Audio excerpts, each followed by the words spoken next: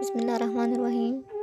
ایک نوجوان کو راہ چلتے لڑکیوں کو دیکھنے کی عادت تھی۔ اس نے اپنے ایک بزرگ سے اپنی پریشانی کا ذکر کیا کہ وہ جب بھی باہر جاتا ہے تو بازار میں عورتوں کو دیکھنے سے باز نہیں رہ پاتا اور اس خراب عادت کو چھوڑنا چاہتا ہے۔ وہ کیا کرے کہ اس کی یہ بری عادت چھوٹ جائے؟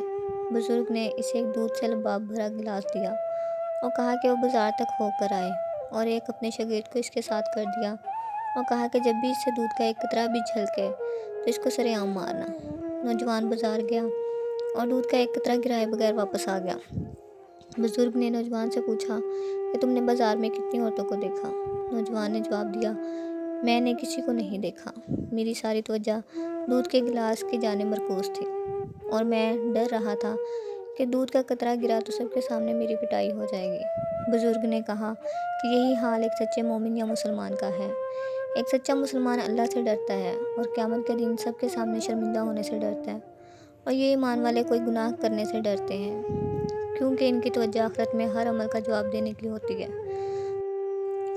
اللہ تعالیٰ نے قرآن میں ارشاد فرمایا کہ ایمان والوں سے کہو کہ اپنی نگاہوں کو نیچے رکھیں اور اپنی شرمگاہوں کی حفاظت کریں۔ اگر ویڈیو پسند آئے تو لائک کریں، چینل کو سبسکرائب کریں۔ شکریہ۔